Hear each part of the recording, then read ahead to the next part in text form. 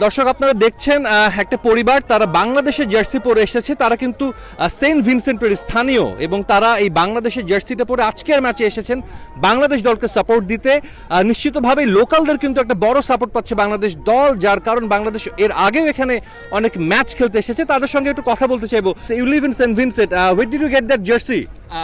We got it. My son got it for me from probably one of the fans or someone, the cricketers. I'm not sure, but because he's working as a volunteer, and he's with the players. So Any specific reason for supporting the Bangladesh team? well, Bangladesh has come a long way, and I've been watching cricket from a young kid, and I know Shakib, Al Hassan, and Mamadullah. They've been with the team a very long time, and they're doing well. Bangladesh. দাগ লাগুক যতবার, Berger easy clean একবার। So you will also cheer for Bangladesh, right? Yes, we are cheering for Bangladesh. And what about you? You are also wearing a red and green jersey that represent Bangladesh.